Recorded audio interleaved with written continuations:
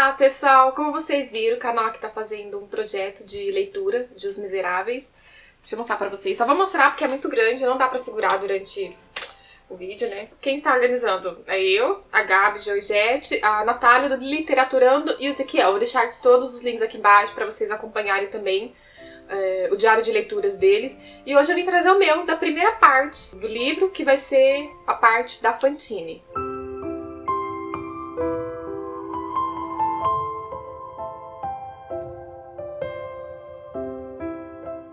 Esse vídeo vai ficar um pouquinho longo, tá? Já vou avisando, porque não tem como fazer um vídeo sem spoilers de um livro de 1500 páginas. Então vai ser mais um diário de leitura mesmo. Vou soltar um pouco de spoilers, mas também não vai ser um vídeo totalmente com spoilers, porque não tem como eu contar tudo. Mesmo que eu venha falar só da primeira parte, contar tudo. Aí eu ficaria 2, 3 horas aqui falando com vocês. Vai ter um pouquinho de spoiler, mas vai ser uma pincelada mesmo pra gente entender um pouco a história. E quem quiser assistir, já deixe seu joinha, comente aqui comigo, quem já leu, que eu quero conversar, eu preciso, eu necessito conversar sobre essa história. Eu tenho muita coisa guardada dentro de mim que eu quero comentar e quero compartilhar com vocês. A primeira parte, que é a parte da Fantine, é separado em 8 livros, seu denominado livro 1, livro 2, e cada um tem o seu subtítulo. Eu vou passar direto, tá? Pra não ficar citando os títulos. A primeira parte começa contando a história do Bispo Muriel. Essa parte leva mais ou menos umas 100 páginas, né? Tipo uma introdução, chega a ser uma pré-introdução, uma introdução pra inserir a história da Fantine, pra preparar a gente pra história. Esse bispo, ele vive com a irmã dele e ele é um homem muito correto, muito centrado, certinho, né? E ele sempre coloca as necessidades das pessoas à frente dele. O Bispo Muriel, ele receberia uma casa muito luxuosa, porque geralmente quem tem cargos na igreja assim, eles recebem tipo uma pensão, um dinheiro pra eles poderem se manter pros seus gastos pessoais. E ele recebeu uma casa muito luxuosa pra ele poder morar, só que ele decidiu optar por um hospital bem simples, um hospital menor até que a casa dele, porque ele não se sentia assim a necessidade de ter uma casa tão luxuosa pra ele e somente ele e a irmã dele viver, né? Então ele trocou e ele foi morar neste hospital pra poder ter uma vida bem mais simples, que ele não tinha necessidade, não tinha ambições de ter muitos luxos na vida dele. Nesse livro dele, que é o livro 1, a gente acompanha todo o trajeto até como que ele foi se tornar bispo. E ele acolhe qualquer pessoa, ele não faz distinção de gênero, ele não faz distinção de posição social. A casa dele está sempre aberta para qualquer tipo de pessoa. A gente vai vendo quanto ele é bom, esse bispo, porque ele pega todo o dinheiro, todo o salário dele, eu não sei como é que denomina, assim, essas pessoas de cargos de igreja, como que recebe. Ele recebe todo esse dinheiro que ele deveria tratar para os gastos luxuosos pessoais dele, ele determina tudo para ajudar as pessoas de alguma forma e ele deixa uma quantidade mínima possível para os gastos pessoais dele. Ele é um homem realmente muito simples, e ele se preocupa mesmo com qualquer pessoa, a casa dele fica aberta, ele dá dinheiro e ele faz até uma planilha, tem até essa planilha no livro pra gente acompanhar. Vamos supor, algumas pessoas até julgavam ele, né? Ai, você tá gastando muito com besteira, com gasto pessoal. Ele fez essa planilha pra provar pro povo, tipo assim, ele aluga uma carruagem, por exemplo, mas ele aluga essa carruagem não pra passear. Ele aluga essa carruagem pra ir ajudar os pobres, pra dar assistência. Então tudo que ele gasta é em favor da sociedade. Após a gente conhecer toda a história do bispo, eu vou contar pra vocês que essa primeira parte foi um pouco arrastada. Eu até falei no vlog pra vocês, se ainda não viu o vlog, vou deixar o link. Que foi mais de 100 páginas só contando a história dele, o quanto ele é benevolente. O autor podia ter enxutado um pouco isso, né? Ficou um pouco arrastado. A gente já entendeu que o padre é bonzinho, né? Mas ficou nisso, ficou. Mas tá bom, contou, tá contado. Aí a gente vai seguir com a história do Jean Valjean. Jean Valjean, que creio que seja o protagonista mesmo, o personagem principal do livro. Ele sempre foi um homem muito humilde, tanto de coração quanto financeiramente, e ele morava com a irmã dele e uma penca de sobrinhos. E numa época que eles estavam passando bastante necessidade, bastante mesmo, uma coisa bem feia, bem crítica mesmo, o Jean, ele vai até a casa de um padeiro e ele furta um pão. Em vez dele pedir, né, ou falar, ó, depois te pago, ele enfia lá o bração pela janela, pega um pão e furta, só que ele acaba sendo pego e ele acaba pegando 19 anos de prisão por roubar um pão. Pra vocês verem como que é a justiça desse mundo. O primeiro capítulo da parte do Jean Valjean inicia após a saída dele, esses 19 anos que ele estava na prisão, inicia ele chegando numa cidade, depois de andar muito tempo, cansado, com fome, chegar na cidade que o Bispo Muriel morava. Eu não lembro o nome da cidade, gente, que é um nome muito difícil, tá? Então vou só falar que é o nome da cidade onde o Bispo Muriel morava. O Jean, ele chega nessa cidade, ele tenta se hospedar em algumas hospedagens, E ele tem até um dinheirinho pra pagar. No livro conta como que ele juntou esse dinheirinho ao longo da prisão dele, né? Porque eles fazem alguns tipos de serviços. É pouco dinheiro, mas dá pra ele pagar a hospedagem dele, dá pra ele pagar comida. As pessoas, a princípio, até falam, tudo bem, vou te hospedar. Só que quando olha pra ele, reconhece bem quem que ele é, sabe da história dele, não aceita ele, expulsa ele na maior cara dura, porque ele é um prisioneiro, foi preso, né? Então ninguém quer acolher ele, aí ele tá cansado, ele tá morrendo de fome, ele começa a vaguear pela noite lá, até que ele encontra uma mulher na rua, e a mulher fala, tem uma pessoa que eu tenho certeza que vai te acolher. E aponta pra casa do bispo. Chegando lá, como eu falei pra vocês, o bispo ele recebe qualquer pessoa, ele acolhe o Jean Valjean, gente, essas coisas até me arrepia. Sem perguntar o nome dele, sem saber da vida dele, acolhe com todo carinho, trata ele de igual pra igual, sabe? Conversa assim, conversa naturalmente, sem saber o que deixou ele naquele estado, de onde que ele veio. Gente, é até emocionante falar disso. E é muito legal esse encontro do Jean com o bispo, porque eles têm uma conversa muito legal. A princípio, o Jean não conta nada, ele fica impressionado com a atitude do bispo de recebê-lo sem perguntar nada da vida dele. E aos pouquinhos o bispo acaba descobrindo, né, com o jeitinho, conversando com a sabedoria que o bispo tem, acaba descobrindo da vida do Jean Valjean. E mesmo assim, em nenhum momento ele acusa, ele atira a pedra, ele aponta o dedo. Eu achei muito legal. Nossa, essa é uma das melhores partes do livro que eu li até agora. E mesmo assim, o padre fala, não, você vai dormir aqui na minha casa, eu vou te dar um quartinho, eu vou te dar comida, depois a gente vê o que a gente faz. Só que o Jean fica tão assim, tipo, nossa, o cara soube da minha história, sabe? Ainda assim me acolhe. E ele fica com medo, sei lá, de ser entregue pra polícia no dia seguinte. Então, no meio da calada da noite, ele acaba fugindo. Ele rouba umas pratarias do padre, porque ele fica com medo, né? Ele sabe que ninguém quer ele. E acaba fugindo. Aí, em seguida, vai ter um capítulo um pouco chato, a parte do livro 3, que acontece em 1817. Vai contar um pouco dos acontecimentos da França. Eu não vou entrar muito aqui em termos políticos pra vocês, porque eu não tenho propriedade pra falar ou analisar sobre isso. Talvez, se vocês quiserem, vocês procuram um conteúdo ou um vídeo que explique. Eu vou contar mesmo sobre a ficção, mas é mais pra gente conversar um pouco sobre a história, tá? Então eles falam um pouco sobre a França. E a gente vai conhecer a história de 4 amigos que namoravam 4 amigas. E vamos conhecer em destaque o Tholomyès. Tholomyès, que ele namorava a nossa, né, protagonista dessa parte do livro, que é a Fantine. E a Fantine, juntamente com as 3 amigas delas, eu acho que elas eram um tanto ingênuas, porque elas achavam que os rapazes queriam algo sério com ela, né? Sabe aquele grupo de amigas que todos se namoram assim? E a gente quer, todo mundo quer algo sério, quer casar, faz planos? Então, ele é bem esse tipo de grupos. Só que aí vem a decepção, né? A gente conhece um pouco da história da Fantine e do Tholomyès, que eles enfatizam bastante, mas os rapazes não querem nada sério com ela. E eles as iludem mesmo bem na cara dura. Eles combinam de ir com ela lá numa cafeteria, né? Eles combinam e falam pra ela que quer. Eles falam que vão dar um presente pra elas. E elas todas animadas falam, fique aí que a gente já volta. E ela fica lá, toda alvoroçada. Passa 1 hora, passa 2, passa 3. De repente chega um bilhete pra elas, uma carta, falando que tu abandonou elas. E os rapazes somem. E as meninas ficam, a Deus dará. Depois disso, a gente vai conhecer a história do Sr. Madeleine, que também é um personagem muito importante para esse livro. Daqui a pouco eu vou revelar um pouco mais sobre ele. Ele é um homem de uns 50 e poucos anos também. Ele morava numa cidade lá, também não lembro o nome, Montefermeiro, não lembro muito o nome não. Ele é um homem muito humilde de coração também, muito benevolente. Nesse livro a gente encontra bastante gente muito boa, como a gente encontra bastante gente muito nojenta, viu? Vocês vão ver ao longo do relato. Ele é uma pessoa muito boa, que ele ajuda bastante pessoas também, como se fosse mais ou menos, ele tem mais ou menos o coração do bispo, sabe? Ele ajuda mesmo, não tem preconceitos contra ninguém. E ele era uma pessoa pobre, e a partir de uma indústria que ele trabalhava lá, ele acabou conseguindo juntar uma pequena fortuna, uma pequena mesmo.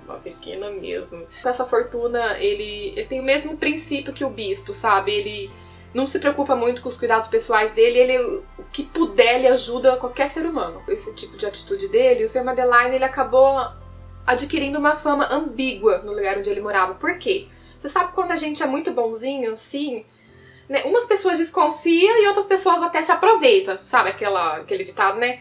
Então ele era assim, as pessoas, ele ajudava bastante gente, muitas pessoas acabavam procurando ele porque sabia que ele tinha bom coração, ele ajudava financeiramente, ele não poupava esforços, e outras estranhava desse gesto benevolente dele, fala, aí tem coisa, gente, aí tem coisa, ninguém é bonzinho demais, ninguém faz nada de graça. Então sempre tinha aquelas duas partes na sociedade, o que desconfiava dele, o que acusava, o que esperava ele, algum ponto fraco dele pra poder falar, Tá vendo? Tá vendo? Aí tinha coisa. E aquelas pessoas que acreditavam no bom coração dele, que procuravam, que acreditavam que existem amor no coração do ser humano, sabe? E devido a essa fama dele ser muito bonzinho, acabou surgindo uma oportunidade dele se tornar prefeito. Todo mundo quer sempre a melhor pessoa, né, no posto da sociedade, da cidade, pra poder melhorar tudo cada vez mais. Mas ele não quis. Ele não quis. Jamais foi a intenção dele uma posição, jamais foi a intenção dele chamar a atenção pra si. E várias vezes ele recusou essa proposta, até de tanta insistência no pé dele. Não, você tem que virar prefeito, você é uma pessoa muito boa, você tem que ajudar a gente, tem que ajudar a cidade. Ele acabou aceitando, né? E ele continuou com esse gesto bom dele e eu também acabei gostando do Sr. Madeline, viu? Deveria existir muitos senhores Madelines por aí, muitos senhores bispos Muriel. Deveria existir mais pessoas assim. Eu também tenho que falar pra vocês um pouco do Javert. Ele não é um personagem que aparece tanto, mas eu acho interessante o papel dele em relação a alguns personagens da história também. O Javert, ele é tipo de oficial de justiça, ele trabalha pra polícia, né? E ele é bem assim, fanático pelo serviço dele, sabe? Tudo que ele faz, ele quer ali seguir o pé da letra. E ele trabalha na mesma cidade que o Sr. Madeline, né? Então eles têm bastante contato, ele com o prefeito policial, assim, né? Como homens da lei, preza o que ele acha que é certo pela cidadania, né? E já eu venho contar mais um pouco o que ele tem a ver em relação com a história. Vamos retomar agora a história da Fantine. Depois que ela foi abandonada junto com as amigas dela pelos 4 rapazes lá, a Fantine, ela se vê sozinha no mundo, ela não tem família, não tem ninguém. E se vê sozinha com uma filhinha dela, que ela tinha, que ela foi abandonada lá, enganada, né, pelo dito cujo. Então ela resolve sair da cidade dela e procurar serviço, procurar uma vida melhor em outro lugar. E ela sai com a menininha dela. Uma paradinha só nesse relato pra destacar pra vocês uma coisa. O autor, ele destaca bastante o quanto a Fantine é bonita. Ele fala bastante o quanto os dentes dela são perfeitos. Ele enfatiza muito mesmo, é páginas e páginas com essas descrições. Então ele dá a entender que a Fantine mesmo é uma beldade, uma beleza. E fala também que a filhinha dela é muito linda, parece uma princesinha. Eu tô usando minhas palavras, tá? Que ela parece uma princesinha, ela é muito linda. Que elas tinham roupas bonitas. E a Fantine sai, né, com as trouxas dela, com as roupinhas, e leva a menina lá de 3 anos, ela tinha 3 anos no braço, e chega numa nova cidade. Nessa cidade, ela acaba chegando na pousada dos Thénardier, que é um dos personagens que mais invocaram um sentimento em mim, que eu já vou explicar pra vocês. Ela chegando nessa pousada, ela pede pra eles cuidarem da filhinha dela, porque ela vai tentar serviço em outro lugar. E a Fantine então pede pro Thénardier cuidar da filhinha dela. Ela fala, ó, cuida da minha filhinha, eu dou dinheiro pra vocês, enquanto eu vou tentar um serviço bom em outro lugar, uma cidade, e depois eu venho buscar ela. Os Thénardier aceitam, né? Só que os Thénardier, eles são o tipo de gente, o maior tipo de pessoa salafrária que vocês podem imaginar. Sabe, eles pedem a princípio que ela deixe uma quantia um tanto alta. Ela estranha e fala, ó, tá bom, né, pra cuidar da minha filha, a gente sabe que vai dar trabalho, ela vai comer, vai precisar de roupas, de cuidados, então ela acaba deixando. O Thénardier também eles têm 2 filhinhas, então a menina, teoricamente, ia crescer com as filhinhas, ia fazer amizade. E a Fantine vai pra outro lugar, com aquilo na cabeça, que a menininha dela, a Cosette, vai ser muito bem cuidada, tudo, e vai pra lá arranjar um serviço lá na outra cidade. Ela arranja um serviço numa indústria. Ela não conta nada da vida dela pro pessoal e ela tá trabalhando. O Thénardier, em vez de tratar a Cosette bem, dá pra Cosette usar qualquer tipo de trapo, e bota a menina pra trabalhar, não deixa a menina ficar tendo contato com as filhas dela, e fica toda hora, todo momento pedindo dinheiro pra Fantine. E cada vez mais dinheiro, porque vai vendo que a Fantine vai mandando dinheiro e fala, ela deve poder dar mais, então vai pedindo mais. E esse dinheiro não é usado pra Cosette, esse dinheiro é usado pras filhinhas deles, dos Thénardier, e a Cosette mal come, a Cosette mal dorme, ela fica com uns trapos, ela passa frio, ela passa fome, ela trabalha arduamente. E a Cosette achando que a filhinha dela tá sendo bem tratada, até que o pessoal lá da fábrica que ela trabalha descobre que a Fantine tem uma filhinha e faz de tudo, dá um jeitinho lá, e a Fantine é mandada embora. A Fantine fica desesperada porque ela precisa de dinheiro pra ela poder melhorar na vida, buscar a filhinha dela, né? E ela não consegue. E o Thénardier cada vez pedindo mais dinheiro, fica inventando uma doença que a Cosette tem, na verdade não tem, quem tem as filhas dela. E a Fantine manda o dinheiro, achando que a filhinha dela tá com problema, e o dinheiro vai tudo pras meninas lá. Mas enfim, a Fantine não consegue serviço, porque a fama dela já tá esparramada pela cidade, e ninguém quer dar serviço pra ela, né? Por ela ser mãe solteira, então a sociedade não aceita isso, ninguém aceita. E ela começa cada vez ficar mais na miséria. Ela não sabe de onde tirar dinheiro. E chega um momento que os Thénardier pedem dinheiro pra Fantine. A filha dela tá muito doente, tá? tá muito doente e ela não sabe o que fazer e ela acaba vendendo o cabelo dela, acaba vendendo os dentes dela pra mandar dinheiro pra filhinha dela. Então imagine pra uma mulher chegar no estado de usar trapos, de ficar sem os dentes, enfim, imagine pra qualquer mulher, pra qualquer pessoa chegar num estado deplorável desse. Ela chegou mesmo ao fundo do poço e ela não conseguia mais serviço, ela teve que recorrer ao último recurso de uma mulher quando não é aceita na sociedade. Qual que é? Ela teve que se vender o corpo dela, né? Porque por causa da culpa da sociedade, que ela não conseguiu mais nada, ela teve que se vender. Aí, onde ela passava, todo mundo provocava ela não era bem aceita, até que ela tava passando num lugar, um homem que se achava num posto importante começou a mexer com ela quieta, começou a mexer com ela, e ela tentou revidar, e é aí que o Javert entra, aquele oficial lá da polícia.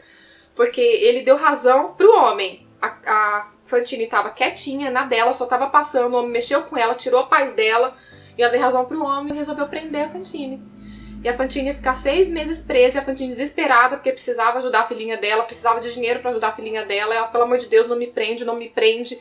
E aí que o Sr. Madeleine, prefeito lá bondoso, entra na história e salva a Fantine. Gente, quanta coisa acontece. Esse livro, nossa, eu ficava revoltada com esses acontecimentos, com a injustiça da sociedade. Nossa, eu ficava numa revolta. Eu até falei no vlog, eu falei com o Mikael. Eu preciso expressar pra você a revolta que eu fiquei, porque... sabe, o ser humano não muda. Pode passar 1000 anos, o ser humano não muda, porque a gente sabe que hoje tem pessoas que agem dessa forma, não muda. Muitas pessoas estão num estado deplorável por culpa de nós mesmos, da gente que aponta o dedo, da gente que não conhece a história das pessoas. Tudo culpa nossa, gente, tudo culpa nossa. Esse livro abriu muito meus olhos. E o Sr. Madeleine acolhe e fala, você não vai prender a Fantine, ele se bate de frente bastante com o Javert e ele acolhe a Fantine. E a Fantine conta a história dele, fala, eu tenho uma filhinha, traz minha filhinha pra mim. E a Fantine já tava meio que doente também, já começava o medo dele, traz minha filhinha pra mim. E paralelo a isso, o Javert fica com tanta raiva do Sr. Madeleine por ter tirado essa posição dele pra prender a Fantine, que ele acaba assuntando um pouco sobre a vida do Sr. Madeleine e descobre que o Sr. Madeleine é nada mais, nada menos que o Jean Valjean. Isso mesmo, o cara lá que roubou o bispo lá no começo. Ele acaba entregando o Jean, ou o Sr. Madeleine, pra sociedade. A princípio, o Sr. Madeleine não afirma que ele é o Jean Valjean. Só que ele acaba descobrindo que outro homem está sendo acusado de ser o ladrão Jean Valjean. E ele fica com dó do homem ser preso no lugar dele e ele acaba se entregando. Só que antes disso, ele faz vai ter uma última conversa com a Fantine. E na hora que a Fantine descobre que o Sr. Madeleine não é quem ela imaginava, né? Que ele é um impostor, que ele não é o Sr. Madeleine, ele é o Jean Valjean, e que ele em nenhum momento ele ia trazer... Na verdade, ele ia trazer a Cosette, só que não naquele momento, porque ele tava numa turbulência lá, tentando resolver a questão da identidade dele. Ela acaba tendo um ataque de coração fulminante e ela morre na hora, a Fantine. E o Sr. Madeleine é preso. E a primeira parte do livro termina aqui, gente. O que eu tenho pra dizer pra vocês é que foi uma história forte, bastante. É uma história que vai, sabe, despertar o seu lado bondoso, mas vai te despertar o seu lado de revolta também. Eu fiquei muito revoltada, porque até pra mim eu tirei um aprendizado muito legal também. Não é possível você ler esse livro e você não se tocar, você não se identificar de alguma forma, sabe? Você não se sensibilizar, porque é um livro forte, sim. É um livro muito detalhado, tá muito detalhado, mas é um livro forte que você vai querer chorar, você vai se revoltar com alguns personagens. E eu tô gostando bastante, E eu vou deixar, como eu falei pra vocês, agora eu peço pra vocês ir lá nos canais dos outros nossos parceiros, do Ezequiel, da Gabs, da Natália, pra vocês conferirem a opinião deles, eles vão contar um pouquinho também da história, eles vão contar o que eles acharam, tá? E já estamos lendo a segunda parte, assim que estiver pronto também a gente vai vir trazer pra vocês pra gente conversar um pouco. E eu quero conversar com vocês, eu necessito, gente, eu preciso abafar, trocar opiniões, eu quero então saber de vocês que não leram, mas resolveram por fim assistir esse diário de leitura até o final, sabe? Eu quero conversar o que vocês acharam, sabe? Dessas atitudes, dessas injustiças no livro, sabe? E vocês que leram também, eu quero conversar um pouquinho.